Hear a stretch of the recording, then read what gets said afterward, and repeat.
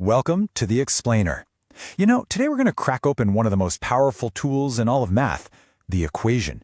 And here's the thing, it's not just about finding some answer, it's really about building this rock-solid, logical proof for that answer. So you ready? Let's dive in. Okay, so let's kick things off with a little brain teaser. I'm thinking of a number, right? And when you add 3 to it, you get 9. What's the number? Yeah, you probably got it in like half a second, didn't you? Yep, the answer is 6. Easy enough. But honestly, the number 6 isn't the interesting part here. Not at all. What's truly incredible, what's kind of the secret sauce, is the system we can use to prove it. A system that can find the right answer every single time, even when the puzzle gets way, way more complicated. So how do we build that system? Well, the very first step, for any puzzle really, is to translate it. We've got to take our everyday words and turn them into the super precise language of math. So you've got our puzzle, a number plus 3 equals 9. The big mystery here is that phrase, a number. In math, we don't like mysteries like that. So we give it a name, a symbol. And this is where that famous X comes into play. You've seen it a million times, right? It's just a placeholder for the secret number we're hunting for.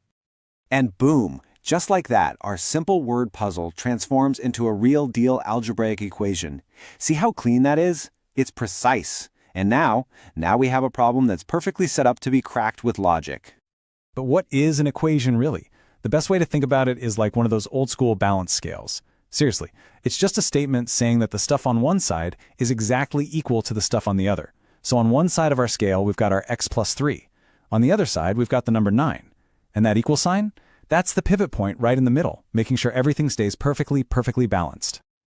Okay, before we actually solve our puzzle, let's talk about something that's like super important in math. And that's, how do you know you're right? How can you be absolutely 100% certain that the answer you found is the correct one? It all comes down to a process called verification. So let's try it out with a totally new equation. How about 5x minus 10 equals 25? Now here's the question for you. Could the number 7 be the answer? Could 7 be the right value for x? In algebra, by the way, we call the right answer a root or a solution. So let's figure it out together. Is 7 the solution here? The good news is there's a super simple two-step method for checking any possible answer. It's really straightforward. Step 1, you plug the number you're testing into the spot where the variable is. Step 2, you just do the math and see if it makes sense, if the statement ends up being true. All right, let's give it a shot. Step 1, we're going to take our guess, the number 7, and plug it in wherever we see that x. So that 5x part of the equation, that now becomes 5 times 7. Okay, on to step 2. We just do the math. Remember the order of operations? Got to do multiplication first. So 5 times 7, that's 35. And the last part is the subtraction. 35 minus 10 is 25. And look at that. We get 25 equals 25. Our balance scale is perfectly level. That is a true statement, which means we just proved it. We proved that 7 is, in fact, the solution. This whole checking process, it works for a reason. It's not just a neat trick. It's because algebra is built on this foundation of totally solid, unbreakable rules. Let's take a look at the core logic that makes this whole thing tick.